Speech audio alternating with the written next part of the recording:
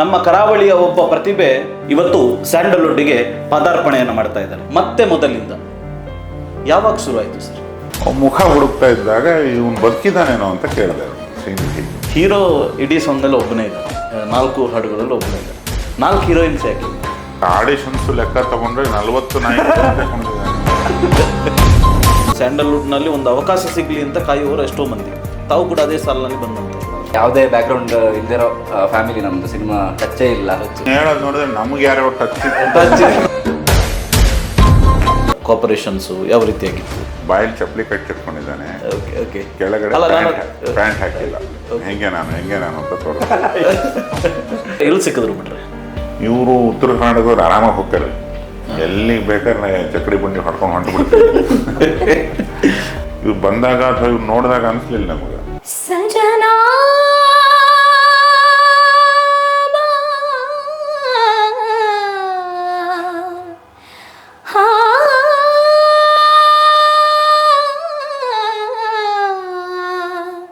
ಏನ್ ಚಂದ ಹಾಡ್ತೀರಿ ಬಾಯ್ರೆ. ನಮಸ್ಕಾರ. I am very grateful. ಈ ಜನ್ಮದ ಪುಣ್ಯ ಮಾಡಿರ್ಬೇಕು ಸರ್ ಕಡೆಯಿಂದ ಎಂಟ್ರಿ ಆಗಿದ್ದ. ನಿನ್ನ ಎದಿರು ನಾ ಪಾತ್ರಧಾರೆ ನಗಿಸಲು ನೀನು ನಗುವೆನು ನಾನು.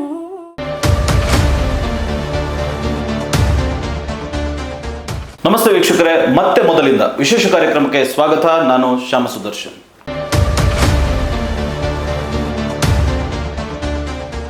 ಮತ್ತೆ ಮೊದಲಿಂದ ಕನ್ನಡದ ಆಲ್ಬಮ್ ಸಾಂಗ್ ಒಂದು ಗುಚ್ಛ ಇವತ್ತು ದೊಡ್ಡ ಮಟ್ಟಿನಲ್ಲಿ ಸದ್ದು ಮಾಡ್ತಾ ಇದೆ.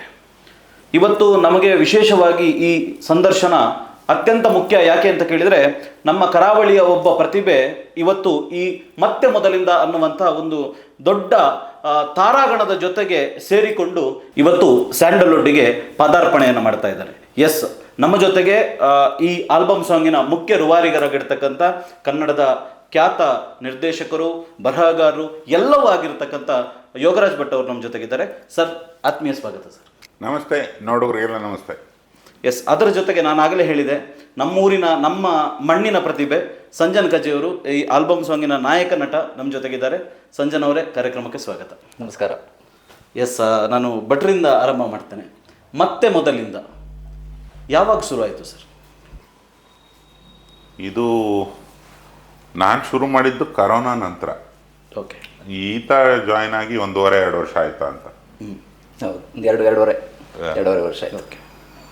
ಆ ಕರೋನಾ ಟೈಮಲ್ಲಿ ನನ್ನದೊಂದು ಆಫೀಸೆಲ್ಲ ಈ ಪೊಲೀಸ್ ಇಲಾಖೆ ಜೊತೆಗೆ ಈ ಪೊಲೀಸ್ ಇಲಾಖೆ ನನಗೊಂದು ಕೆಲಸ ಕೊಟ್ಟಿತ್ತು. ಎಲ್ಲರೂ ಕರೋನಾ ಟೈಮಲ್ಲಿ ಮನೇಲಿ ಕೂತಿದ್ರೆ ನಾನು ಬೀದಿಯಲ್ಲಿ ಇದ್ದೆ. ಓಕೆ. ಬೆಂಗಳೂರು ರಸ್ತೆಗಳ ಮೇಲೆ ಒಂದು ಹಾಡು ಮಾಡಿ ಏನಾದ್ರು ಮಾಡಿ ಆ ವಿಜುವಲ್ಸ್ ಎಲ್ಲ ನಾವು ಪ್ರೊವೈಡ್ ಮಾಡ್ತೇವೆ ಅಂತ ಇಲಾಖೆಯವರು ಹೇಳಿದರು. ಆವಾಗ ಪೊಲೀಸು ಎಷ್ಟು ಕಷ್ಟಪಡ್ತಿದ್ರು, ನಾಗರಿಕರಿಗೆಲ್ಲ ಏನೇನಾಯಿತು ಅನ್ನೋದೆಲ್ಲ ಅರ್ಜುನ್ ಜನ್ಯ, ವಿಜಯಪ್ರಕಾಶು ಹಾಡಿ ನಾನು ಬರೆದು ಒಂದು ಹಾಡು ಮಾಡೋ ಸಂದರ್ಭದಲ್ಲಿ ತುಂಬ ಖಾಲಿ ಹೊಡಿತಾ ಇತ್ತು ಬದುಕು. ಎಲ್ಲೂ ಹೋದರೂ ಯಾರೂ ಇಲ್ಲ, ಏನೋ ಬರೀ ಸಂಬಂಧಗಳೇ ಮುಖ್ಯ, ಮನುಷ್ಯ ಬದಲಾಗ್ಬಿಟ್ಟ, ದುಡ್ಡಲ್ಲಿ ಏನಿದೆ, ಎಲ್ಲ ಒಟ್ಟಿಗೆ ಇರಬೇಕು. ಈ ಥರದ್ದು ಕರೋನಾ ಟೈಮಲ್ಲಿ ಒಂದು ಒಣ ವೇದಾಂತ ಎಲ್ಲರೂ ಮಾತಾಡಿದ್ರು. ಕರೋನಾ ಮುಗಿದ ತಕ್ಷಣ ಎಲ್ಲರೂ ಹಾಗೆ ಮತ್ತೆ ವಾಪಸ್ ಬೀದಿಗಿಳಿದ್ಬಿಡು. ಆ ಟೈಮಲ್ಲಿ ಸುಮ್ಮನೆ ಒಂದು ನಮ್ಮ ಸಂತೋಷಕ್ಕೆ ನಾನು ಹರಿಕೃಷ್ಣ ಮಾಡಿದ ಹಾಡಿದ್ದು. ಓಕೆ. ಅದರ ನಂತರ ಮನೋಜ್ ಸರ್ ಹೇಳಾದರು, ಮನೋಮೂರ್ತಿ ಸರ್, ನಂತರ ಚೇತನ್ ಸೋಸ್ಕ ಮತ್ತು ಡ್ಯಾವಿ ಸುರೇಶ್ ಅಂತ ಅವರೊಂದು ಹಾಡು ಮಾಡಿಕೊಟ್ರು. ಅನಿರುದ್ಧ ಶಾಸ್ತ್ರಿ ಒಂದು ಹಾಡು ಮಾಡಿಕೊಟ್ಟ. ಸೊ ಬೇರೆ ಬೇರೆ ಏಜ್ ಗ್ರೂಪ್ನ ಬೇರೆ ಬೇರೆ ಲೆವೆಲ್ನ ಸಂಗೀತಜ್ಞರು 4 ಜನ, 4 ಬಣ್ಣಗಳು. ಬಿಳಿ, ಮೊದಲನೇದು ನೀಲಿ, ಮೋಹದ ಬಣ್ಣ ನೀಲಿ, ಪ್ರೇಮದ ಬಣ್ಣ ಬೆಳುಪು, ಕಾಮದ ಬಣ್ಣ ಕೆಂಪು, ನೆನಪಿನ ಬಣ್ಣ ಹಸಿರು ಅಂತ ಒಂದು ಕಾನ್ಸೆಪ್ಟ್ ಮಾಡಿ 4 ಹಾಡುಗಳನ್ನು ಮಾಡಿ ರೆಕಾರ್ಡ್ ಮಾಡಿ ನಾನು ಏನು ಮಾಡೋದಿಲ್ಲ, ಸುಮ್ಮನೆ ಹಾಗೆ ಬಿಟ್ಬಿಡೋದು ಅಂತ ಅಂದ್ಕೊಂಡಿದ್ದೆ. ಓಕೆ. ಯಾರು ಹಾಡ್ತಾರೆ ಏನು ಗೊತ್ತಿರಲಿಲ್ಲ, ಸುಮ್ಮನೆ ಕಂಪೋಸ್ ಮಾಡಿ ಇಟ್ಕೊಂಡಿದ್ದೆ. ಓಕೆ. ಇವನು ಫೋಟೋನ ನನ್ನ ಗೆಳೆಯ ಮತ್ತು ಇವನ ಗೆಳೆಯ ಶ್ರೀನಿಧಿ ಅನ್ನೋನು ನನಗೆ ಯಾವಾಗಲೂ ಕಳಿಸಿದ್ದ. ಯಾವ ಕಾರಣಕ್ಕೆ ಅನ್ನೋದು ನನಗೂ ಗೊತ್ತಿಲ್ಲ. ಅವ್ನ್ ಮುಖ ಹುಡುಕ್ತಾ ಇದ್ದಾಗ ಇವನು ಬದುಕಿದ್ದಾನೇನೋ ಅಂತ ಕೇಳಿದೆ ಅವನು ಶ್ರೀನಿಧಿಗೆ. ಅಂದರೆ ಈ ಹುಡುಗ ಇದನ್ನ ಓಡೋದು ಅಂತ ವಾಯ್ಸ್ ಮೆಸೇಜ್ ಕಳಿಸಿದ್ರು. Okay okay. ಅವನ ಜೊತೆಗೆ ಈತ ಸಿಕ್ಕದ. ಅವಾಗೆಲ್ಲ 6 ಪ್ಯಾಕು ಅದು ಇದೆಲ್ಲ ಮಾಡಿ ಈಗಲೂ ಇರಬೇಕು. 6 ಒಂದು ಎರಡು ಆ ಥರದ್ದೆಲ್ಲ ಮಾಡಿಕೊಂಡು ಗತ್ತಾಗಿ ಸಿಕ್ಕದ.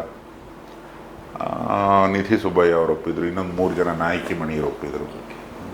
ಹಾಗೆ ಶುರುವಾಗಿ ಈಗ ಒಂದೊಂದೇ ಬಿಡುಗಡೆ ಆಗ್ತಾ ಕೊನೆಯ ಹಾಡು ಇವತ್ತು ಬಿಡುಗಡೆ ಮಾಡಿದ್ವಿ. ಸರ್ ಒಂದು ಸುಮ್ಮನೆ ಹೀಗೆ ಕೇಳೋದು, ಹೀರೋ ಇಡೀ ಸಾಂಗಲ್ಲಿ ಒಬ್ಬನೇ ಇದ್ದಾನೆ, 4 ಹಾಡುಗಳಲ್ಲಿ ಒಬ್ಬನೇ ಇದ್ದಾನೆ, 4 ಹೀರೋಯಿನ್ಸ್ ಯಾಕೆ ಅಂತ? 4 ಆಡಿಷನ್ಸು ಲೆಕ್ಕ ತಗೊಂಡ್ರೆ 40 ನಾಯಕರು ತಗೊಂಡಿದ್ದಾನೆ ಅವನು. ಓಕೆ. ಆ ಹಾಡಲ್ಲಿ ಬರೋ ಎಲ್ಲ ಐಡಿಯಾಗಳು ಇವನದ್ದೇ. ಸುಳ್ಳು ಹೇಳ್ತಾ ಇಲ್ಲ ಇಲ್ಲ, ಇನ್ನೂ ಕೇಳಕ್ಕಿದೆ ಸರ್, ಮೇಜರ್ ವಿಚಾರಗಳಿದೆ. 4 ಅಂದರೆ ಈಗ ಒಂದು ಮೋಹದ ಬಣ್ಣ, ಒಂದು ಯುವತಿ ಸಿಗ್ತಾಳೆ, ಮೋಹಕ್ಕೆ ಬೀಳ್ತಾನೆ, ಅದು ತಪ್ಪು ಅಂತ ಗೊತ್ತಾಗ್ತದೆ, ವಾಪಸ್ ಹೋಗ್ತಾನೆ ಅಂತ ಮೊದಲನೇ ಹಾಡು. ಓಕೆ. ನಿಧಿ ಸುಬ್ಬಯ್ಯ ಅವರಿದ್ದಾರೆ. ಎರಡನೇದು ಪ್ರೇಮದ ಬಣ್ಣ, ಅಲ್ಲೊಬ್ಳು ಯುವತಿ ಸಿಗ್ತಾಳೆ, ಎಲ್ಲ ಬ್ಯಾಕ್ಗ್ರೌಂಡ್ ಎಲ್ಲ ವೈಟು, ಬಟ್ಟೆ ವೈಟು, ಸ್ನೋ, ಹಾಲಿನ ಮಳೆ ಬೀಳ್ತಿರುತ್ತೆ, ಈ ಥರ ಪ್ರತಿಯೊಂದು ಬಿಳುಪು ಬಿಳುಪು ಬಿಳುಪು, ಒಂದು ಪ್ರೇಮದ ಬಣ್ಣ ಬಿಳುಪು, ಅಲ್ಲೊಂದು ಹುಡುಗಿ ಬೇಕಿತ್ತು ಆ ಕಾನ್ಸೆಪ್ಟಿಗೆ. ಇನ್ನೊಂದು ಕಾಮದ ಬಣ್ಣ ಕೆಂಪು ಅನ್ನೋದು, ಬಟ್ಟೆ ಕೆಂಪು, ಬ್ಯಾಕ್ಗ್ರೌಂಡ್ಗಳೆಲ್ಲ ಕೆಂಪು. ನೆನಪಿನ ಬಣ್ಣ ಹಸಿರು ಅಂದಾಗ ಮೇಜರಾಗಿ ಅಲ್ಲಿ ಬರೋ ಗ್ರಾಸ್, ಹುಲ್ಲು, ಗಿಡ ಮರ ಬಳ್ಳಿ ತರದಂತೆ, ಹಾವು ಮಂಡ್ರಗಪ್ಪೆ ಎಲ್ಲ ಹಸಿರು ಹಸಿರು, ಆ ಥರದೊಂದು ವಿಜುವಲ್ಸ್ ಬರುತ್ತೆ ಅದರಲ್ಲಿ. ಅದನ್ನು ತೆಗಿತಾ ಹಾಗೆ ನಮ್ಗೆ ಏನೇನು ತಲೆಗೆ ತೋಚುತ್ತೋ ಅದು ಆ್ಯಡ್ ಆನ್ ಆಯಿತು. ಹೋಯ್ತು. ಎಸ್ ನಾನು ಸಂಜನ್ ಅವ್ರನ್ನ ಕೇಳಬೇಕು. ಭಟ್ರ ಜೊತೆಗೆ ಒಂದು ದೊಡ್ಡ ಆಫರ್, ಯಾಕೆಂತ ಕೇಳಿದರೆ ಯಾರು ಊಹಿಸ್ಲಿಕ್ಕೂ ಸಾಧ್ಯ ಇಲ್ಲ. ಯಾಕೆಂದರೆ ಒಂದು ಸ್ಯಾಂಡಲ್ವುಡ್ನಲ್ಲಿ ಒಂದು ಅವಕಾಶ ಸಿಗಲಿ ಅಂತ ಕಾಯುವವರು ಎಷ್ಟೋ ಮಂದಿ, ತಾವು ಕೂಡ ಅದೇ ಸಾಲಿನಲ್ಲಿ ಬಂದಂಥವ್ರು. ಸೊ ಈ ಸಂದರ್ಭದಲ್ಲಿ ಒಬ್ಬ ಸ್ಟಾರ್ ಡೈರೆಕ್ಟ್ರು, ಒಬ್ಬ ಸ್ಟಾರ್ ಬರಹಗಾರರು ಮಾತ್ರ ಅಲ್ಲ, ಅವ್ರ ಜೊತೆಗಿರ್ತಕ್ಕಂಥ ಈ ಹಾಡಿನಲ್ಲಿ ಹಾಡಿರ್ತಕ್ಕಂಥವ್ರು ಕೂಡ ದೊಡ್ಡ ದೊಡ್ಡ ಕಲಾವಿದರು ಕೂಡ ಹಾಡಿದ್ದಾರೆ. ಸೊ ಇಂಥದ್ದೊಂದು ವರ್ಕ್ ತಮಗೆ ಬರ್ತದೆ, ತಾವು ಇದರಲ್ಲಿ ಲೀಡ್ ರೋಲ್ ಮಾಡ್ತಾ ಇದ್ದೀರಿ ಅಂದಾಗ ತಮ್ಮ ಎಕ್ಸ್ಪೆಕ್ಟೇಷನ್ ಹೇಗಿತ್ತು? ಸೊ ಅದಾದ ನಂತರ ಏನೇನಾಯಿತು? ಅದೇ ಸರ್ ಹೇಳ್ದಂಗೆ ನನಗೆ ಶ್ರೀನಿಧಿ ಅನ್ನೋರು ಪರಿಚಯ ಮಾಡಿಕೊಟ್ಟಿದ್ದು. ನನಗೆ ಆಡಿಷನ್ ಇದೆ ಅಂತ ಕರೆದ್ರು ಸರ್. ನಾನು ಅದೇ ಫಸ್ಟ್ ಟೈಮ್ ಸರ್ನ ಮೀಟ್ ಆಗಿದ್ದು. ಆ್ಯಂಡ್ ಒಂದು ಆಡಿಷನ್ ಮಾಡಿ ಇದೇ ಜಾಗದಲ್ಲಿ ಸರ್ ಆಫೀಸಲ್ಲೇ ಆಡಿಷನ್ ಮಾಡಿದ್ರು. ಒಂದು 5-6 ಜನ ಅವರ ಫೋನ್ ಕ್ಯಾಮ್ರಾದಲ್ಲಿ ರೆಕಾರ್ಡ್ ಮಾಡಿಕೊಂಡ್ರು. ಅದೆಲ್ಲ ಮಾಡಿ ನಾನು ಫಸ್ಟ್ ಟೈಮ್ ಮೀಟ್ ಆಗ್ತಾರೆ. ನಾನು ಚಿಕ್ಕ ವಯಸ್ಸಿಂದ ತುಂಬ ದೊಡ್ಡ ಅಭಿಮಾನಿ, ನಿಮ್ಮೆಲ್ಲರ ಥರ ನಾನು ಒಬ್ಬ ಅಭಿಮಾನಿ. ಖಂಡಿತ. ಯೋಗರಾಜ್ ಸರ್ ಜೊತೆ ಅಂದರೆ ಪಕ್ಕದಲ್ಲಿ ಕೂರ್ತೀನಿ, ಪಕ್ಕದಲ್ಲಿ ನಿಲ್ತೀನಿ ಅಂತಲೇ ನಾವು ಅಂದ್ಕೊಂಡಿರಲ್ಲ. ಏನಕ್ಕಂದ್ರೆ ನಮಗೆ ಯಾವುದೇ ಬ್ಯಾಕ್ಗ್ರೌಂಡ್ ಇಲ್ದಿರೋ ಫ್ಯಾಮಿಲಿ, ನಮ್ಮದು ಸಿನಿಮಾ ಟಚ್ಚೇ ಇಲ್ಲ. ಆ್ಯಂಡ್ ನಮ್ಮ ಊರಲ್ಲಿ ಸಿನಿಮಾ ಎಕ್ಸ್ಪೋಜರು ಇಲ್ಲ. ಹೇಳೋದು ನೋಡಿದ್ರೆ ನಮ್ಗೆ ಯಾರೋ ಟಚ್ ಅಂದಂಗಿದೆ. ಇಲ್ಲ ಸರ್, ಹೇಳಕ್ಕಾಗಲ್ಲ ಸರ್, ಅವ್ರು ಬೀದಿಯಿಂದಾನೇ ಬಂದವ್ರೆ ಸರ್. ಪೂರ್ಣ ಟಚ್ ಇಲ್ಲ ಅಂತ ಹೇಳಕ್ಕಾಗಲ್ಲ ಸರ್. ಇವನ್ ಕಸಿನ್ ಒಬ್ಬ ಇದ್ದಾನೆ ಸರ್. ಹೌದಾ? ಅರ್ಜುನ್ ಕಜಿ ಅಂತ. ನನಗಿನ್ ಜಾಸ್ತಿ ಟಚ್ ಇದೆ. ಓಕೆ. ಹಂಗೆ ಅಲ್ಲ, ಇದು ಯಾವುದೋ ಜನ್ಮದ ಪುಣ್ಯ ಅಂತಾನೆ ಹೇಳ್ಬೋದು. ಅಂದರೆ ಸರ್ ಡೈರೆಕ್ಷನಲ್ಲಿ ಅವಕಾಶ ಸಿಗುವಂಥದ್ದು ಲಾಂಚ್ ಆಗಿರೋದು. ಹೌದು, ಖಂಡಿತ ಇವರು ಸರ್ ಇಂಟ್ರೊಡ್ಯೂಸ್ ಮಾಡಿರೋದು ಅಂದರೆ ನಾನು ತುಂಬ ಹೆಮ್ಮೆ ಆಗ್ತದೆ ಸರ್ ಜೊತೆ ಕೆಲಸ. ವೇಟೇಜ್ ಬಂತು. ಖಂಡಿತ. ಅಲ್ಲ, ಅದು ಈ ಹಿನ್ನೆಲೆ ಇಲ್ಲದೆ ಇರೋರೆಲ್ಲ ಒಂದು ಮುಗ್ಧತೆ ಇರುತ್ತೆ. ಈಗ ನಮಗೂ ಯಾರು ಬ್ಯಾಕ್ಗ್ರೌಂಡ್ ಇಲ್ಲ, ನಾವು ಬಂದಾಗ್ಲೂ ಸ್ಕ್ರ್ಯಾಚಿಂದನೇ ಶುರು ಆಗುತ್ತೆ. ಅದು ಅದರಲ್ಲಿ ಒಂದು ಏನೂ ಗೊತ್ತಿಲ್ಲದೆ ಇರೋದೊಂದು ಸುಖ ಇದೆಯಲ್ಲ, ಅದು ಯಾವತ್ತೂ ಮನುಷ್ಯನಿಗೆ ತುಂಬ ಒಳ್ಳೆಯದು. ಬೇರೆದೆಲ್ಲ ನಾವು ಮಾಡ್ಕೊಂಡಿರೋದು.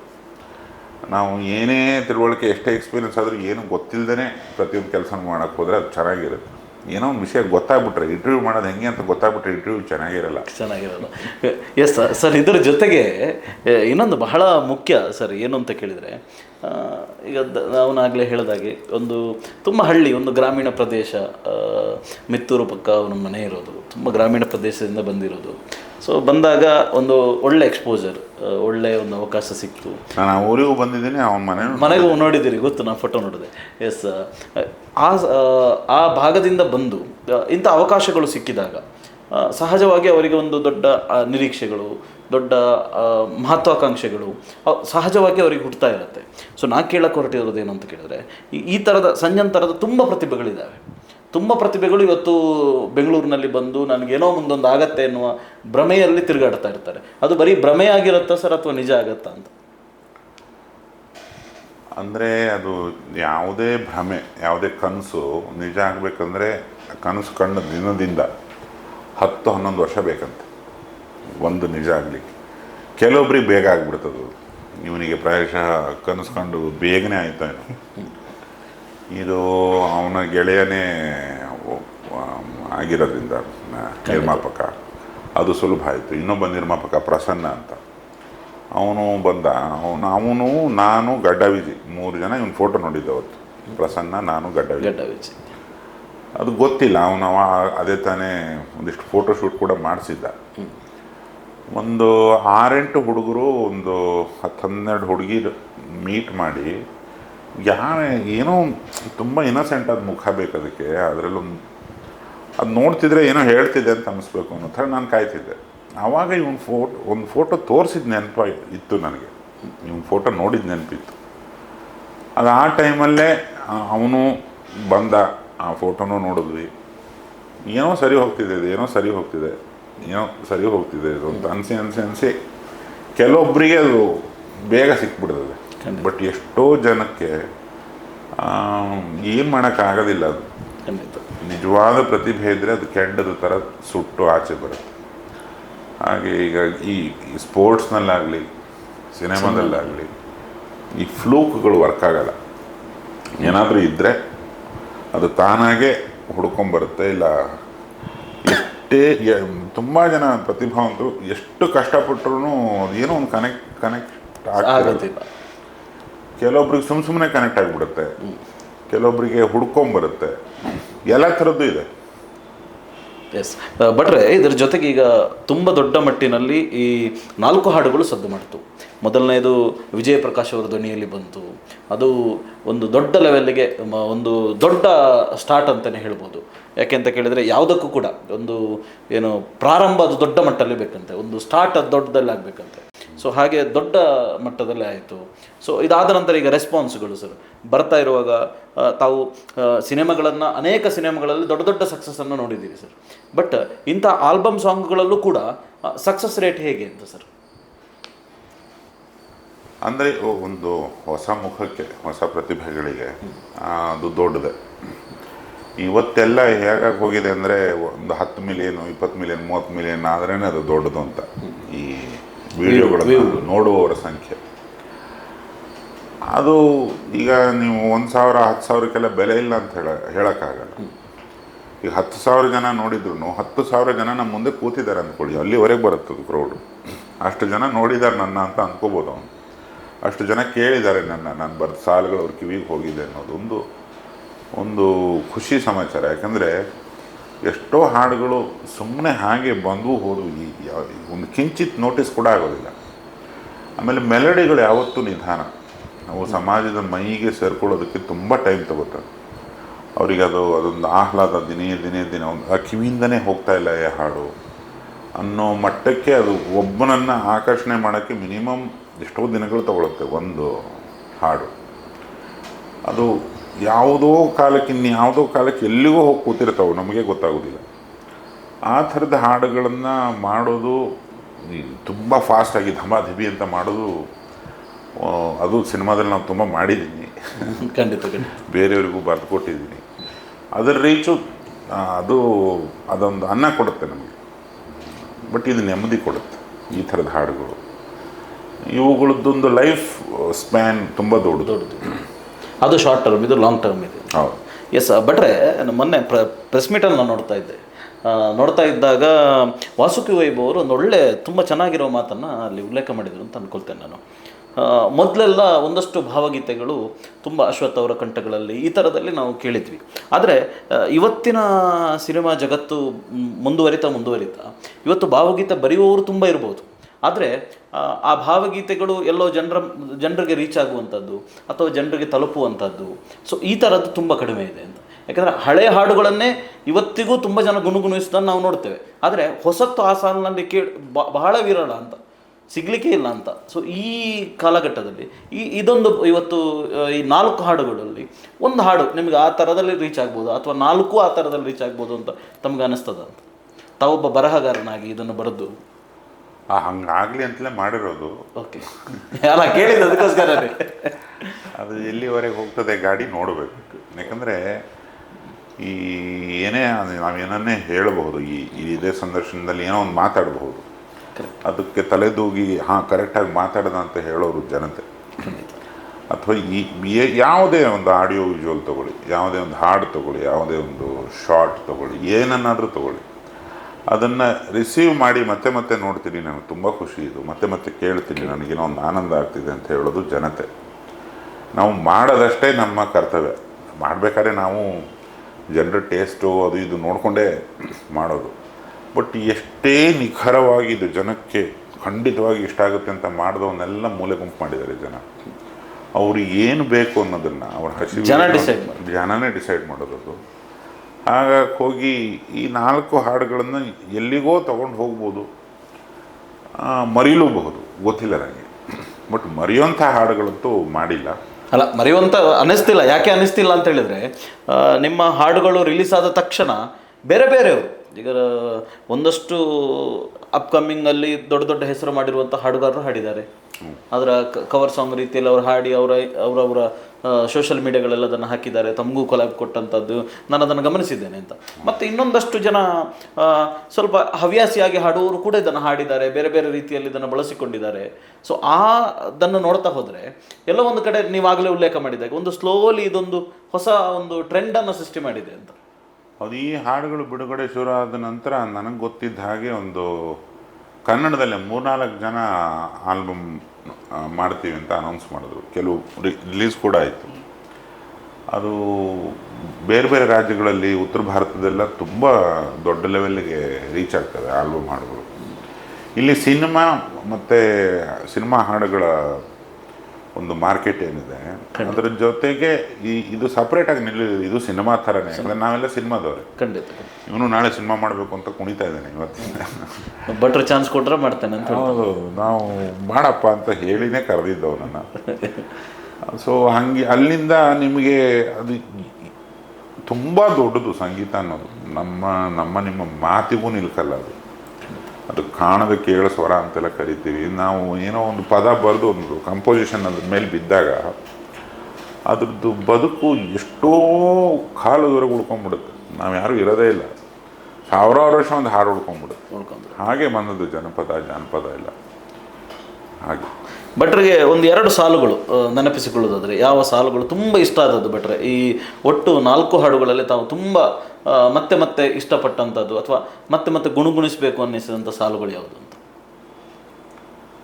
ಪ್ರತಿ ಹಾಡಲ್ಲೂ ಇದೆ, ಬಟ್ ನನಗೆ ಈ ಕೊನೆ ಹಾಡು ತುಂಬ ವಿಶೇಷವಾದ್ದು.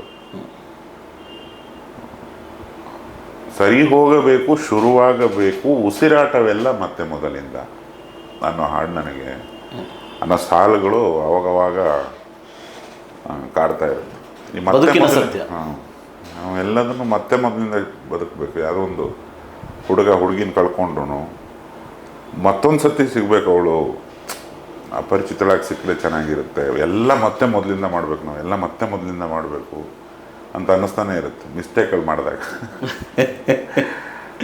ಅಲ್ಲಿ ಸುಮಾರು ವಿಷಯಗಳು ಮತ್ತೆ ಮೊದಲಿಂದ ಆಗಬೇಕಿದೆ ಎಲ್ಲ.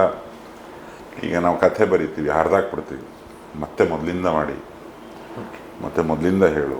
ಮಗ್ಗಿ ತಪ್ಪಿದರೆ ಮತ್ತೆ ಮೊದಲಿಂದ ಹೇಳು, ಈ ತಪ್ಪಿದರೆ ಮತ್ತೆ ಮೊದಲಿಂದ ಹೇಳು. ಹಾಗೆ ಆ ಪದ ಸಮುಚ್ಚಯ ನನಗೆ ತುಂಬ ಇಷ್ಟ. ಮತ್ತೆ ಮೊದಲಿಂದ ಅದು ತುಂಬ ಮಜಾ ಕೊಟ್ಟದ್ದಕ್ಕೆ ಆ 4 ಹಾಡುಗಳು ಹುಟ್ಟಿದ್ದು. ಅದು ಆ್ಯಕ್ಚುಲಿ ಸಿನಿಮಾ ಟೈಟ್ಲು ಮಾಡಿ ಅದು ತುಂಬ ಕೇಳೋದಕ್ಕೆ ಹಿತವಾಗಿದೆ ಅಂತ ಬಹಳ ಜನ ಹೇಳಿದರು. ಅಲ್ಲ, ಅದು ಬಹಳ ಜನ ಹೇಳಿದರು ಮತ್ತೆ ಮೊದಲಿಂದ ಸಿನಿಮಾನೇ ಮಾಡ್ಬೋದು ಅಂತ. ಅಲ್ಲ, ನಮ್ಮ ಆಲ್ಬಮ್ 4 ಹಾಡನ್ನ ಮತ್ತೆ ಮೊದಲಿಂದ ಕೇಳ್ತಾ ಇರಿ ಎವ್ರಿ ಟೈಮ್ ಅಂತ ಹಂಗೆ. ಸರ್, ಇನ್ನೊಂದು ಸಂಜನೆಗೆ ನಾನು ಕೇಳಲಿಕ್ಕೆ ಹೊರಟಿರುವಂಥದ್ದು, ಈ ಹಾಡುಗಳು ರಿಲೀಸ್ ಆದವು, ಸಂಜನೆಗೆ ಬಂದಂಥ ಫೀಡ್ಬ್ಯಾಕ್ಸ್ ತಮ್ಮ ಊರುಗಳ ಕಡೆಯಿಂದ ಇರ್ಬೋದು ಅಥವಾ ತಮ್ಮ ಫ್ರೆಂಡ್ ಸರ್ಕಲಿಂದ, ಜೊತೆಗೆ ಇಂಡಸ್ಟ್ರಿಯಿಂದ ಕೂಡ ಯಾವ ರೀತಿ ಫೀಡ್ಬ್ಯಾಕ್ಗಳು ಬಂತು? ಇಲ್ಲ, ತುಂಬ ಇಷ್ಟಪಟ್ಟರು. ಅಂದರೆ ನನ್ನ ಕ್ಲೋಸ್ ಫ್ರೆಂಡ್ಸ್ ಎಲ್ಲ ಸ್ಲೋ ಪಾಯ್ಸನ್ ಅಂತ ಹೇಳಿದ್ರು. ಅಂದರೆ ದಿನ ಅದನ್ನೇ ಕೇಳ್ತೀನಿ, ಲೂಪಲ್ಲಿ ಕೇಳ್ತಾ ಇದ್ದೀನಿ.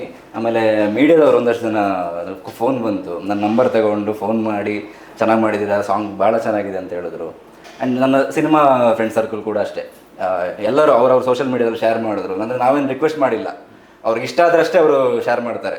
ನಾವು ಫೋರ್ಸ್ ಮಾಡಿ ಅದನ್ನು ಯಾರಿಗೂ ಕಳ್ಸೋಕ್ಕಾಗಲ್ಲ. ಅವ್ರಿಗೆ ಇಷ್ಟ ಆಗಿದ್ದಕ್ಕೆ ಅವರೆಲ್ಲ ಶೇರ್ ಮಾಡಿ, ಸಾಂಗು ಇಷ್ಟ ಆಯಿತು, ವಿಡಿಯೋ ಇಷ್ಟ ಆಯಿತು, 4 ಹಾಡಕ್ಕೆ ಬೇರೆ ಬೇರೆ ಥರ ನಮಗೆ ಒಳ್ಳೆ ಒಪಿನಿಯನ್ಸ್ ಬಂದಿದೆ. ಎಸ್, ಇದರ ಜೊತೆಗೆ ತಮ್ಮ ಜೊತೆಗೆ ಇದ್ದಂಥ ತಂಡ ಆ ಸಂದರ್ಭದಲ್ಲಿ ತಮಗೆ, ಯಾಕಂದರೆ ತಮಗೆ ಹೊಸ್ತಿದ್ದು, ಸೊ ಆ ಸಂದರ್ಭದಲ್ಲಿ ಯಾವ ರೀತಿಯಾದಂಥ ಕೋಪರೇಷನ್ಸು ಯಾವ ರೀತಿಯಾಗಿತ್ತು ಅಂತ? ಇವನು ಫ್ರೆಂಡ್ಸಾ? ಅಲ್ಲಲ್ಲ, ಜೊತೆಗಿದ್ದಂಥ ತಂಡ ಟೀಮ್ ಹೇಗಿತ್ತು ಅಂತ ಸರ್? ಯಾವ ರೀತಿ ಸಪೋರ್ಟ್ ಮಾಡಿದ್ರು? ಯಾವ ರೀತಿ? ಇವನ್ ಫ್ರೆಂಡ್ಸಿಗೆ ಇವನೊಂದು ಫೋಟೋ ತೋರಿಸ್ತಾ ಇದ್ದಿದ್ದು ನೋಡಿದ್ದೀನಿ ನಾನು ಮಂಗಳೂರಲ್ಲಿ ಇದ್ದಾಗ. ಓಕೆ. ಬಾಯಲ್ಲಿ ಚಪ್ಪಲಿ ಕಟ್ಟಿಟ್ಕೊಂಡಿದ್ದಾನೆ, ಕೆಳಗಡೆ ಪ್ಯಾಂಟ್ ಹಾಕಿಲ್ಲ, ಹೆಂಗೆ ನಾನು ಅಂತ ತೋರಿಸ್ತೀನಿ. ಬಟ್ರೆ ಅಲ್ಲ, ಚಪ್ಪಲಿ ಕಚ್ಚೋದೆಲ್ಲ ಇದೆಯಲ್ಲ ಬಟ್ರೆ, ತುಂಬಾ ಜನರು ಹೇಳಿದ್ರು ಅದೆಲ್ಲ ತುಂಬಾ ಕ್ಲೀನಾಗಿ ತೊಳೆದು ಚಾಕ್ಲೇಟ್ ಎಲ್ಲ ಹಚ್ಚಿ ಕೊಟ್ಟಿದ್ವಿ. ಓಕೆ.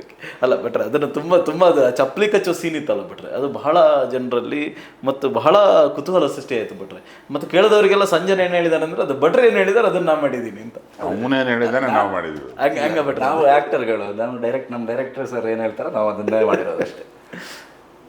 ಎಸ್, ಇದರ ಜೊತೆಗೆ ಬಟ್ರೆ ಯಾಕೆಂತ ಹೇಳಿದರೆ, ಒಂದು ಹಾಡು ಬಂದಂಥ ಸಂದರ್ಭದಲ್ಲಿ ಒಂದು ದೊಡ್ಡ ಮಟ್ಟಿನ ಸಕ್ಸಸ್, ಅದು ಬೇರೆ ಬೇರೆ ಸಂದರ್ಭಗಳಲ್ಲಿ ಸಕ್ಸಸ್ ರೇಟನ್ನು ಜಡ್ಜ್ ಮಾಡ್ಬೋದಂತೆ. ಒಂದು ನೀವಾಗೆ ಹೇಳಿದಾಗೆ ವ್ಯೂಸ್ ಮೂಲಕ ಸಕ್ಸಸ್ ರೇಟ್ ಜಡ್ಜ್ ಮಾಡ್ತಾರೆ. ಇನ್ನೊಂದು ಎಷ್ಟು ಜನರಿಗೆ ವ್ಯೂಸ್ ಸ್ವಲ್ಪ ಕಡಿಮೆ ಇರ್ಬೋದು, ಆದರೆ ಎಷ್ಟು ಜನರಿಗೆ ಅದು ಯಾವ ರೀತಿಯಾಗಿ ರೀಚ್ ಆಯಿತು ಅನ್ನೋದರ ಮೂಲಕ ಸಕ್ಸಸ್ ರೇಟನ್ನು ಜಡ್ಜ್ ಮಾಡ್ತಾರೆ. ಸೊ ಇನ್ನೊಂದು ಯಾವ ರೀತಿ ಅಂದರೆ ಅದರ ಕ್ವಾಲಿಟಿ ಏನು ಅಂತ, ಅದರ ಗುಣಮಟ್ಟ ಏನು ಅಂತ. ನನಗೆ ಅನಿಸುವ ಮಟ್ಟಿಗೆ ಇದು ಗುಣಮಟ್ಟದಲ್ಲಿ ತುಂಬ ಜನರನ್ನು ತಲುಪಿದೆ, ಅಥವಾ ಇನ್ನೊಂದಷ್ಟು ಜನಕ್ಕೆ ಅದು ಇನ್ಫ್ಲೂಯೆನ್ಸ್ ಮಾಡಿದೆ ಅಂತ ಹೇಳಿ ನನಗೆ ಅನಿಸ್ತದೆ ಬಿಟ್ರೆ. ಹೌದು, ಅದೇ ಅದು ಒಂದು ಸಂಗೀತಾಸಕ್ತಿ, ಸಾಲುಗಳ ಅರ್ಥ, ಗಾಯಕ ಒಂದು ಪದನ ಹೇಳಿದಾಗ ಅಥವಾ ಗಾಯಕ ತುಂಬ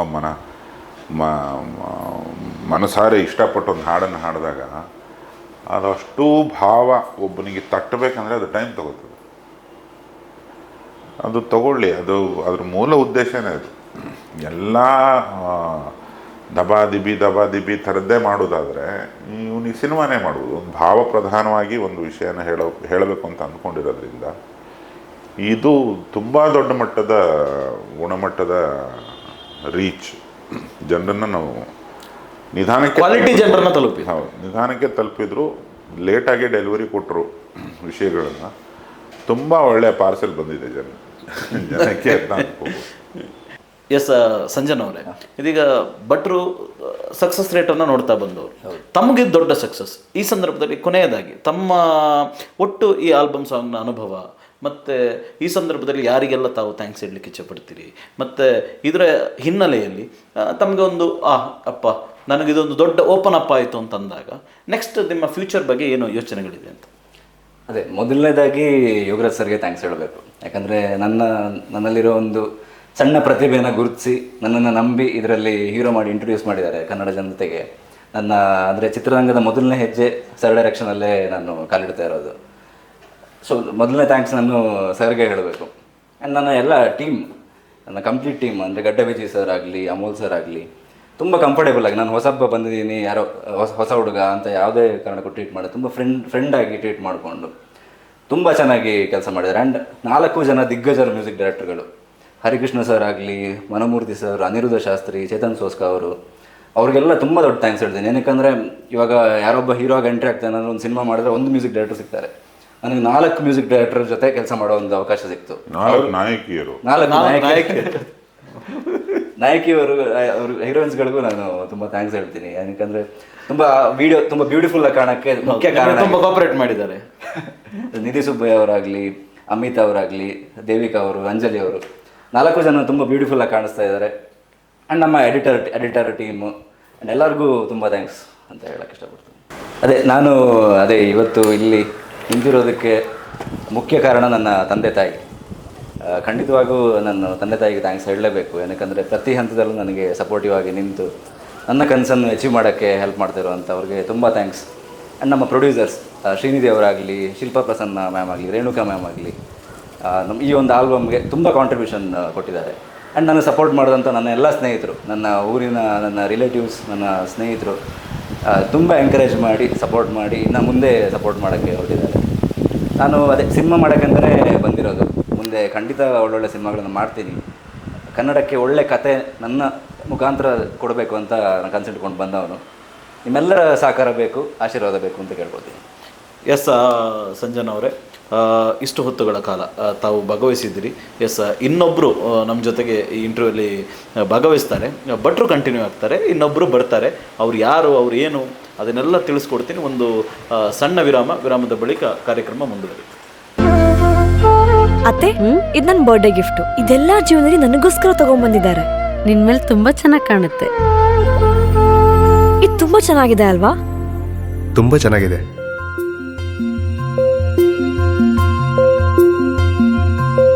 It will look really good on you. Amma? Huh? Mother is always son's first love.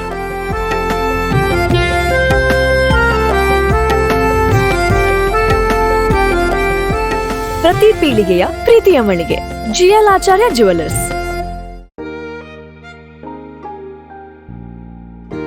Hi ಅಮ್ಮ. ಹಾಯ್. ಇವತ್ತು ನನ್ನ ಫ್ರೆಂಡ್ ಒಬ್ಳು ಅವ್ರ ಅಮ್ಮಂಗೆ ಸರ್ಪ್ರೈಸ್ ಗಿಫ್ಟ್ ಕೊಟ್ಲು ಗೊತ್ತಾ?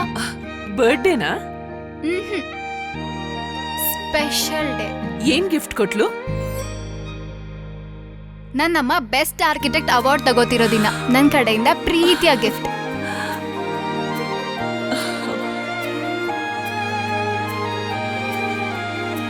ಮುಳಿಯಾ ಜುವೆಲ್ಸ್, ಸೌಂದರ್ಯಕ್ಕೆ ಸಾಂಪ್ರದಾಯಿಕ ಕೊಡುಗೆ. ಆಫೀಸ್ ಹಾಗೂ ಸ್ಕೂಲ್ ಕಾಲೇಜುಗಳಿಗೆ ಬೇಕಾದ ಎಲ್ಲಾ ರೀತಿಯ ಬುಕ್ಸ್, ಪೆನ್ಸ್, ಬ್ಯಾಗ್ಸ್ ಹಾಗೂ ಇನ್ನಿತರ ವಸ್ತುಗಳು ಹೋಲ್ಸೇಲ್ ಹಾಗೂ ರಿಟೇಲ್ ಬೆಲೆಯಲ್ಲಿ.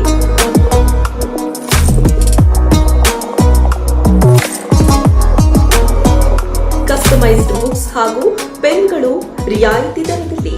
ಎಲ್ಲಾ ಬ್ರಾಂಡೆಡ್ ಬ್ಯಾಗ್ಗಳ ಮೇಲೆ 70% 80% ವಿಶೇಷ ರಿಯಾಯಿತಿ.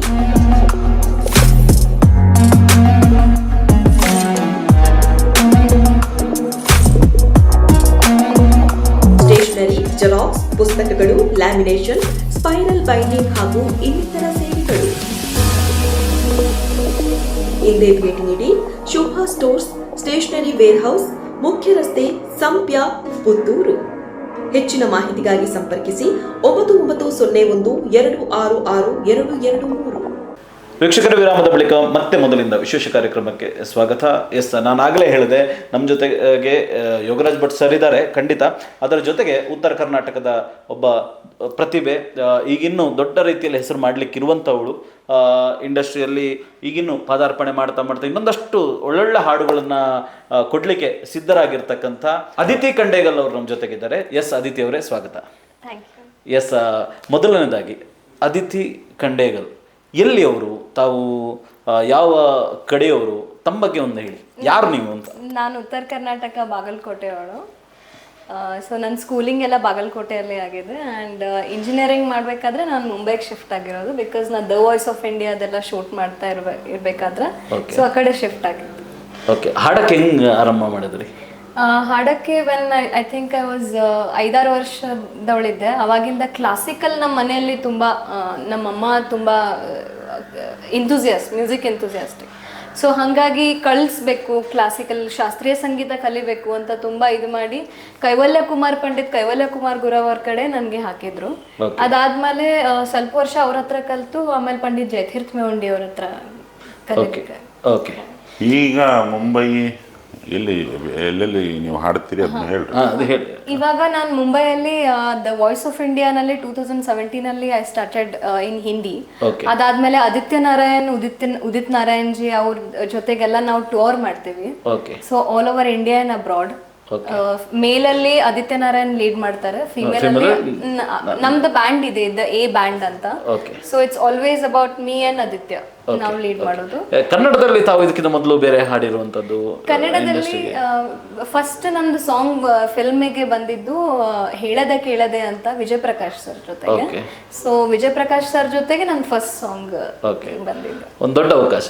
ಎಸ್, ಭಟ್ರೆ ಎಲ್ಲಿ ಸಿಕ್ಕಿದ್ರು ಭಟ್ರೆ? ಇವರು ಈಗ ನಾವಿಲ್ಲಿ ಕೂತಿದ್ದೀವಲ್ಲ ಮನೆ, ಇದನ್ನ ಡಿಸೈನ್ ಮಾಡಿದಂಥ ಇಂಜಿನಿಯರು ಬಾಗಲಕೋಟೆಯವರು. ಓಕೆ. ಅವರು ಇವ್ರ ಬಗ್ಗೆ ಹೇಳಿ ಇವರು ಒಂದು ದಿವಸ ನಮ್ಮನ್ನು ಮೀಟ್ ಮಾಡಿ ಚೇತನ್ ಸೌಸ್ಕಾ ಕೈಲಿ ಆಡಿಷನ್ ತಗೊಂಡು, ಅವನು ಚೇತನ್ ಸೌಸ್ಕಾ ಹೇಳ್ದ ಅವರು ಅವರಿದ್ದಾರೆ ಅಂತಲ್ಲ, ಹೊಗಳಿಕೆ ಅಂತಲ್ಲ, ಇದೇನೋ ಎಲ್ಲ ಸ್ತ್ರೀ ಕಂಠಗಳಿಗೆ ಅಂದರೆ ಎಲ್ಲ ಹೆಣ್ಣು ಮಕ್ಕಳಿಗೂ ಈ ಹೈ ಪಿಚ್ಗಳು ಹೋಗೋದು ಕಷ್ಟ ಅಂತ. ಓಕೆ. ಇವರು ಉತ್ತರ ಕರ್ನಾಟಕದವ್ರು ಆರಾಮಾಗಿ ಹೋಗ್ತಾರೆ, ಎಲ್ಲಿಗೆ ಬೇಕಾದ್ರೆ ಚಕ್ಕಡಿ ಬಂಡಿ ಹೊಡ್ಕೊಂಡು ಹೊಂಟು ಬಿಡ್ತೀವಿ. ಹೌದೇನೋ ಅಂದೆ ಸರ್, ತುಂಬ ಮೇಲ್ಮಟ್ಟದ ಪಿಚ್ ಇದ್ರು ಸರಾಗವಾಗಿ ಹೋಗ್ತಾರವರು. ನಾವು ಇವ್ರು ಬಂದಾಗ ಅಥವಾ ಇವ್ರು ನೋಡಿದಾಗ ಅನಿಸ್ಲಿಲ್ಲ ನಮಗೆ, ಏನೋ ಇಡ್ಲಿ ನೋಡಿ ತಗೊಂಡಿರೋ ನೋಡೋಣ ಆಮೇಲೆ ಅಂತ ಅಂದ್ವಿ. ಆಮೇಲೆ ಅದನ್ನು ಹೆಣ್ಮಕ್ಳ ಕೈಲಿ ಹಾಡಿಸಿದ್ರೆ ಚಂದ ಅಂತ ಒಂದು ಐಡಿಯಾ ಬಂತು ಅವನಿಗೆ. ಇವ್ರು ಹಾಡಿದ್ಮೇಲೆ ಅಲ್ಲಿ ಇಲ್ಲಿ ಹುಡುಕ್ತಾನೆ ಇದ್ದ, ಒಂದು 5-6 ಜನರ ಕೈಲಿ ಹಾಡಿಸಿದ್ದಾನು ಕೂಡ. ಅದು ನಾನು ಕಳಿಸೂ ಇಲ್ಲ, ಯಾಕೆ ಅಂದೆ, ಕೇಳೋಕ್ಕೆ ಆಗಲ್ಲ ಸರ್ ಅಂತ ಅಂದ. ಯಾರು ಅವನು ತುಂಬ ಬ್ರಿಲಿಯಂಟ್ ಸಂಗೀತ. ಆಮೇಲೆ ಮತ್ತೆ ಅವನೇ ನೆನಪು ಮಾಡ್ದ, ನಿಮಗೆ ಒಬ್ರು ನೀವು ಯಾರನ್ನೋ ಕಳಿಸಿದ್ರಿ ಉತ್ತರ ಕರ್ನಾಟಕದವರು, ಅವ್ರನ್ನ ಟ್ರೈ ಮಾಡಲ ಅಂತ. ಮತ್ತು ಎಷ್ಟು ದಿವಸ ಅಂತ ಎಷ್ಟು ಜನರ ಕೈಲಿ ಹಾಡಿಸ್ತೇಯಪ್ಪ, ಅದನ್ನ ಕರೆಸಿ ಟ್ರೈ ಮಾಡು. ಇವ್ರು ಮುಂಬೈಯಿಂದ ಓಡ್ಕೊಂಡ್ಬಂದರು, ನಾವು ಹೋದ್ವಿ. ನಾನು ಸಂಜೆ ಇದ್ದೆ ನೀನು ಅವತ್ತು, ನಾನು ಗಡ್ಡ ವಿಜಿ, ಅಮೋಲು, ನಮ್ಮ ಟೀಮ್ ಅವರು.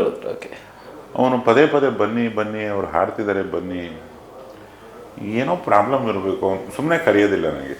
ಯಾಕಂದ್ರೆ ಅವನು ಒಬ್ಬ ಬರಹಗಾರರ ಮಗ, ಈ ಪದಗಳನ್ನೆಲ್ಲ ಕರೆಕ್ಟಾಗಿ ಹೇಳಿಸ್ತಾನೆ ಚೇತನ್.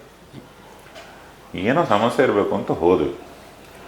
ಅದು ಉನ್ಮಾದ ಉಕ್ಕಿದಾಗ ಉಸಿರಾಟಕ್ಕೊಂದು ಬಿಸಿಗಾಳಿ ಸೇರಿಕೊಂಡಿದೆ, ಕಾಮದ ಬಣ್ಣ ಕೆಂಪು, ಆ ಹಾಡು ಇವರು ಹಾಡ್ತಿದ್ದಾರೆ.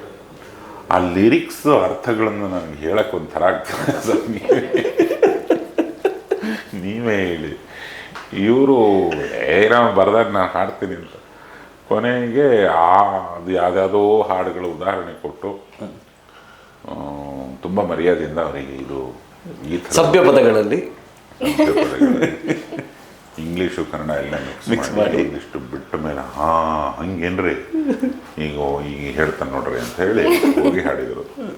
ಓಕೆ, ಒಂದು ಸಾಲ ಹಾಡೋದಾದ್ರೆ ಸಜನಾ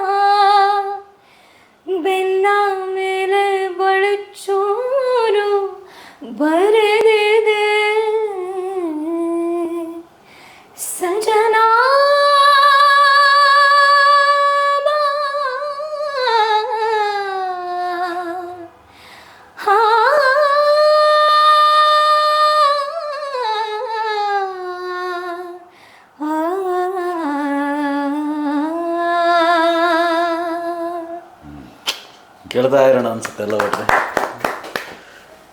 ಎಸ್ ಬಟ್ರೆ ಒಂದು ಒಳ್ಳೆ ವಾಯ್ಸ್ ಇವತ್ತು, ಯಾಕೆಂತ ಕೇಳಿದರೆ ಅನೇಕ ಒಳ್ಳೊಳ್ಳೆ ಗಾಯಕರು ಇವತ್ತು ಕನ್ನಡ ಇಂಡಸ್ಟ್ರಿಯಲ್ಲಿದ್ದಾರೆ ಮತ್ತು ಕನ್ನಡದವರು ತುಂಬ ಜನ ಬೇರೆ ಬೇರೆ ಇಂಡಸ್ಟ್ರಿಯಲ್ಲಿ ಹಾಡ್ತಾ ಇದ್ದಾರೆ. ಸೊ ಅಂತಹದ್ದೇ ಒಂದು ಪ್ರತಿಭೆ ಅಂತಲೇ ಹೇಳ್ಬೋದು. ಹೌದು, ಅಂದರೆ ಯಾವುದೇ ಗಾಯಕ ಅಥವಾ ಗಾಯಕಿ ಅವರು ಒಳಗಡೆ ಇರೋ ಕಲೆನ ಎಷ್ಟು ಕನೆಕ್ಟ್ ಮಾಡ್ತಾ ಹೋಗ್ತಾರೆ. ಒಂದು ಪದನ ಅವ್ರು ಹೇಳೋ ರೀತಿ, ಒಂದು ಭಾವನ ಅವ್ರು ಕಟ್ಕೊಡೋ ರೀತಿ, ಅವ್ರಿಗೆ ಎಷ್ಟು ಸಂಗೀತ ಗೊತ್ತು, ಎಲ್ಲವೂ ಸೇರಿ ಅನುಭವ ಆಗ್ತಾ ಆ ಹಾಡಿಗೊಂದು ಜೀವ ತುಂಬ್ತಾರಲ್ಲ, ಅದು ತುಂಬಿ ಅವ್ರದ್ದೂ ಒಂದು ಕರಿಯರ್ ಅಂತ ಬಿಲ್ಡ್ ಆಗೋದು. ಇವರೇ ಹಾಡಿದ್ದಾರೆ ಇದನ್ನ, ಇವರು ತುಂಬ ಚೆನ್ನಾಗಿ ಹಾಡ್ತಾರೆ ಅಂತೆಲ್ಲ ಜನ ಟಿಕ್ ಮಾರ್ಕ್ ಹಾಕ್ತಾ ಹೋಗ್ತಾರಲ್ಲ. ಆ ಜರ್ನಿಯ ಆರಂಭದಲ್ಲಿ ನಾವೆಲ್ಲರೂ ಹಾಗೆ ಇದ್ದವು, ಏನೋ ಮಾಡ್ತಾನಂತೆ ಅಂತ ಹೇಳಿ ಆಮೇಲೆ ಸಿನಿಮಾಗಳು ಕನೆಕ್ಟ್ ಆದಮೇಲೆ ನಾವು ಇವನವನೇ ಅಂತ ಗೊತ್ತಾದ ಹಾಗೆ ಆ ಜರ್ನಿಯ ಆರಂಭ ಎಲ್ಲರದ್ದು ತುಂಬ ಹಿತಕರವಾಗಿರುತ್ತೆ. ಮತ್ತೆ ಬರಲ್ಲ ಈ ದಿನಗಳು ಇವರಿಗೆ. ಇದನ್ನು ತುಂಬ ಆನಂದವಾಗಿ ಎಷ್ಟಾಗುತ್ತೋ ಅಷ್ಟು ಹಾಡ್ರಿ. ನಮ್ಮ ಆಲ್ಬಮ್ಮಲ್ಲಿ ಹಾಡಿದ್ದಕ್ಕೆ ನಮ್ಮ ಎಲ್ಲರ ಕಡೆಯಿಂದ ಒಂದು ಧನ್ಯವಾದ. ತುಂಬ ಚೆನ್ನಾಗಿ ಹಾಡಿದ್ದೀವಿ. ಅದ್ ನಂದು ಪುಣ್ಯ, ಯಾವ ಜನ್ಮದ ಪುಣ್ಯನ ಮಾಡೀನಿ ಗೊತ್ತಿಲ್ಲ, ಬಟ್ ಅದು ಸರ್ ಕಡೆ ಅದು ಹೆಂಗೋ ಅವಾಗ್ಲೇ ಅವ್ರು ಒಂದು ಮಾತಂದ್ರೆ ನಾವೇ ಒಂದರು ಏನೋ ಒಂದು ಫೋರ್ಸ್ ಅಥವಾ ಏನೋ ಒಂದು ಎನರ್ಜಿ ತಂತಾನೆ ಹುಡ್ಕೊಂಡು ಬರುತ್ತೆ ಅಂತ. 2012 ನಾನು ಅವ್ರ ಮುಂದೆ ಹಾಡಿದ್ದೀನಿ. ನಾನು ತುಂಬಾ ಚಿಕ್ಕ ಹುಡುಗಿ ಇದ್ದೆ. ಅವ್ರದ್ದು ಅರಳುವ ಹೂಗಳೇ ಸಾಂಗ್ ಹಾಡಿದ್ದೆ. ಬಟ್ ಯಾವ ಜನ್ಮದಲ್ಲೂ ನಾನು ಯಾವತ್ತೂ ತಿಳ್ಕೊಂಡಿರ್ಲಿಲ್ಲ ಸರ್ ಜೊತೆಗೆ ಒಂದಿನ ಅವಕಾಶ, ಅದು ಅವರೇ ನನಗೆ ಕನ್ನಡ ಇಂಡಸ್ಟ್ರಿಯಲ್ಲಿ ಆಪರ್ಚುನಿಟಿ ಸಿಗತ್ತೆ ಅಂತ ಕನಸೇ ಕಂಡಿಲ್ಲ. ಅದು ಈ ತರ ಒಂದು ಡೆಸ್ಟಿನಿ ಅಂತ ಹೇಳ್ಬೋದು. So I am very grateful. ಈ ಜನ್ಮದ ಪುಣ್ಯ ಮಾಡಿರ್ಬೇಕು ಸರ್ ಕಡೆಯಿಂದ ಎಂಟ್ರಿ ಆಗಿದ್ದ. ಸೊ ಇನ್ ಮೇಲೆ ನನ್ನ career absolutely will go great only ಅಂತ, ಬಿಕಾಸ್ ಅವ್ರ ಕೈಯಲ್ಲಿ ಬಂದಿರೋರು ಎಲ್ಲರೂ ಬಹಳ ಮುಂದೆ ಹೋಗಿದ್ದಾರೆ, ನಮ್ಗೆಲ್ಲರಿಗೂ ಗೊತ್ತು. ಸೊ ಅದೇ ನಾನು ಮತ್ತು ಸಂಜನ್ ಅದೇ ಮಾತಾಡ್ತಾ ಇದ್ವಿ, ನಾವು ಅವ್ರ ಅಂಡರ್ ಕರಿಯರ್ ಸ್ಟಾರ್ಟ್ ಮಾಡಿದೀವಿ ಅಂತಂದ್ಮೇಲೆ ಅದು ನಮ್ದು ಪುಣ್ಯ. ನಮ್ದ್ರಲ್ಲಿ ಏನೂ ಇದೆ ಅದು ಅವ್ರಿಗೆ ಗೊತ್ತಿರ್ಬೋದು, ಹಂಗಾಗಿ ನಮಗೆ ಅವಕಾಶ ಸರ್ ಕೊಟ್ಟಿದ್ದಾರೆ. ಹಂಗಾಗಿ everything will be great in life ಅಂತ. ಎಸ್, ತತ್ವಪದ ಎಲ್ಲ ಹಾಡ್ತೀರೇನ್ರಿ? ತತ್ವಪದ ಎಲ್ಲ ಹಾಡ್ತೀರೇನ್ರಿ? ಹಾಡ್ತೀರೇನ್ರಿ? ಸರ್ಗೊಂದು ಡೆಡಿಕೇಟ್ ಮಾಡೋದಾದ್ರೆ ಯಾವ್ದು ಹಾಡಕ್ಕೆ ಇಷ್ಟಪಡ್ತೀರಿ? ಕೃಷ್ಣ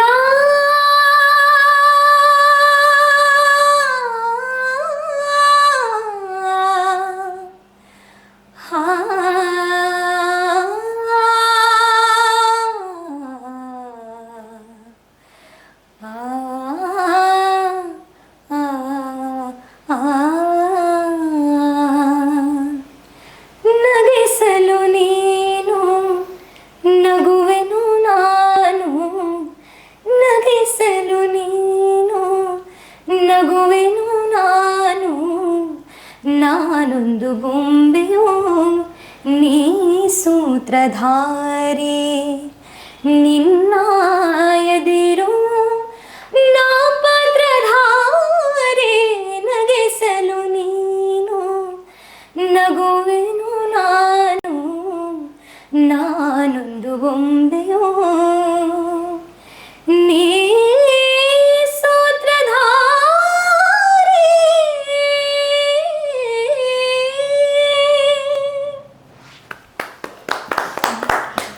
ಕರೆಕ್ಟ್. ಬಟ್ರಿ ಕಾರ್ಯಕ್ರಮಕ್ಕೆ ಮುಂಚೆ ಇವರು ವಾಸುಕಿ ವೈಭವ್, ಸಂಜನ್, ಪ್ರಸನ್ನ, ಗಡ್ಡವಿಜಿ ಎಲ್ಲ ಸೇರ್ಕೊಂಡು ಇಲ್ಲಿ ಸಂಗೀತ ಕಚೇರಿ ಮಾಡ್ಕೊಂಡು ಕೂತಿದ್ರಂತೆ. ನಾನು ಕೆಳಗಡೆ ಇದ್ದೆ, ನನಗೆ ಗೊತ್ತೇ ಆಗಿಲ್ಲ, ಇದ್ರೆ ನಾನು ಜಾಯ್ನ್ ಆಗ್ತಾ ಇದ್ದೆ. ಏನು ಚಂದ ಹಾಡ್ತೀರಿ ಬಾಯ್ರೆ. ನಮಸ್ಕಾರ ರೀ. ಎಸ್, ಕೊನೆಯದಾಗಿ ಏನು ಹೇಳಕ್ಕೆ ಇಚ್ಛಪಡ್ತೀರಿ? ಯಾರಿಗೆ ಥ್ಯಾಂಕ್ಸ್ ಹೇಳಕ್ಕೆ ಇಚ್ಛಪಡ್ತೀರಿ? ಏನು ಹೇಳಕ್ಕೆ ಇಚ್ಛಪಡ್ತೀರಿ ತಮ್ಮ ತಂದೆ ತಾಯಿ? ನಾವು ಫಸ್ಟ್ ಥ್ಯಾಂಕ್ಸ್ ಅಂತ ನಮ್ಮ ಗುರುಗಳ ಈಗ ಸರ ಇದ್ದಾರೆ. ಸೊ ಅವ್ರು ನನ್ನ ಗುರುಗಳು. ಅಫ್ಕೋರ್ಸ್ ನಾನು I am always grateful to him for giving me opportunity through this album. And ಅವರಿಂದ ಅವ್ರು ಒಂದು 432 ಅಲ್ಲಿ ನಾವು ರೆಕಾರ್ಡ್ ಮಾಡಿದಾಗ ಅಲ್ಲಿ ಬೇರೆ ಮ್ಯೂಸಿಕ್ ಡೈರೆಕ್ಟರ್ ಮತ್ತು ಒಂದು ಟೀಮ್ ಇತ್ತು, ರಾಶಿ ಮೂವಿ ಅಂತ. I don't know if I can take names. So ಅವರು ಸರ್ ನನಗೊಂದು ಆಪರ್ಚುನಿಟಿ ಕೊಟ್ಟಿದ್ದಕ್ಕೆ ಅವ್ರು ಕಣ್ಣು ಮುಚ್ಚಿ ನನಗೆ 2 ಸಾಂಗ್ ಆಲ್ರೆಡಿ ಹಾಡಿಸಿದ್ದಾರೆ ಫಿಲ್ಮಲ್ಲಿ. ಸೊ ಅದು ರಿಲೀಸ್ ಆಗಬೇಕು, ಇನ್ನೊಂದು ನೆಕ್ಸ್ಟ್ ಮಂತ್ ರಿಲೀಸ್ ಆಗುತ್ತೆ.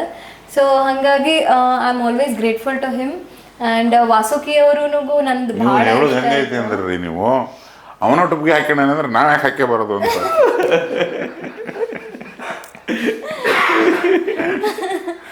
ಸೊ ಹಂಗೆಲ್ಲ ಅವತ್ತು ತುಂಬ ಚೆನ್ನಾಗಿ ಹಾಡಿದ್ರು. ಆ ಇಂಜಿನಿಯರು ಆ ಟೀಮು ಅಲ್ಲೆಲ್ಲ ಹೊರಗಡೆ ಮಾತಾಡ್ತಿದ್ರು. ನಾನು ಸೋಸ್ಕ ಹೇಳಿದ್ವಿ, ತುಂಬ ರೇರ್ ಕಂಠ ಅದು, ಎಲ್ಲೂ ಸಿಗೋದಿಲ್ಲ ನೋಡ್ರಿ ಅಂತ.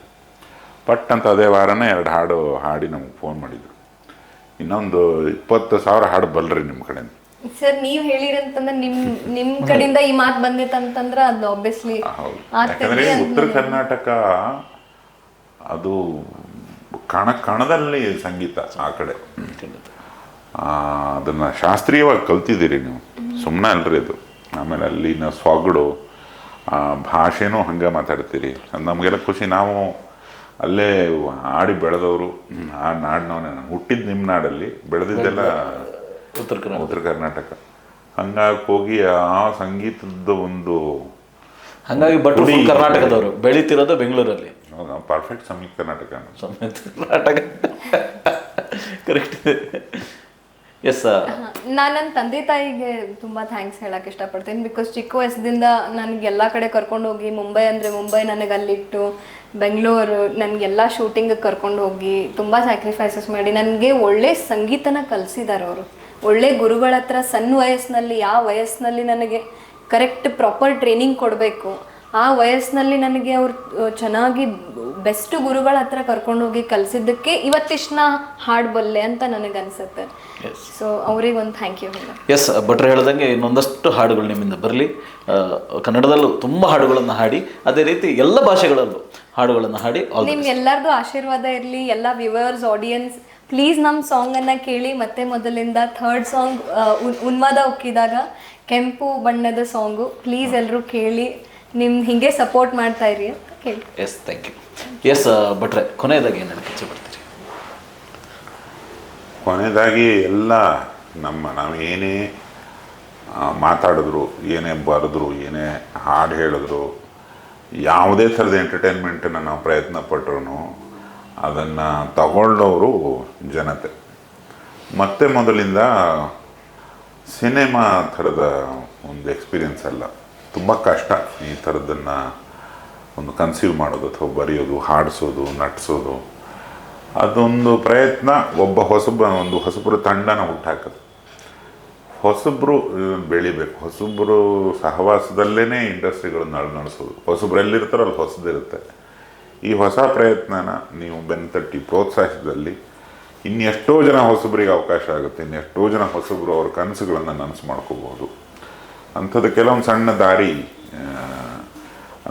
ದಾರಿ ಆಗಬಹುದು ಯಾರು, ಅದೆಲ್ಲ ಮತ್ತೆ ತಿರ್ಗಾ ಜನರ ಕೈಲಿದೆ. ಹೊಸಬ್ರನ್ನ ಸದಾಕಾಲ ಕಾಪಾಡಬೇಕಾದ್ರೆ ನೀವೇ ಮತ್ತೆ ಮೊದಲಿಂದ ಎಲ್ಲವನ್ನೂ ಕೇಳಿ ನಮ್ಮ ಇಡೀ ತಂಡವನ್ನು ಹಾರೈಸಿ. ಜೈ ಕನ್ನಡ, ಜೈ ನಾಡು, ಜೈ ಸಂಗೀತ, ಜೈ ದೇಶ, ಜೈ ಕಹಳೆ.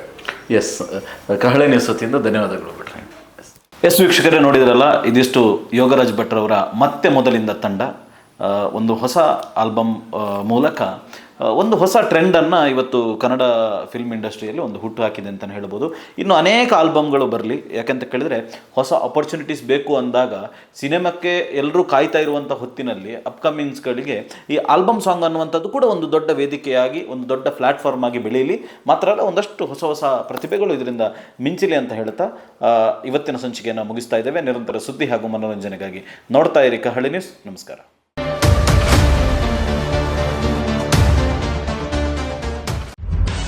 ನಿಖರ ಸುದ್ದಿ, ಸದಭಿರುಚಿಯ ಕಾರ್ಯಕ್ರಮ. ನೀವು ನೋಡ್ತಾ ಇದ್ದೀರಾ ಕಹಳೆ ನ್ಯೂಸ್, ಸಮಾಜದ ಜಾಗೃತಿಗಾಗಿ ವಸ್ತುನಿಷ್ಠ ವರದಿ.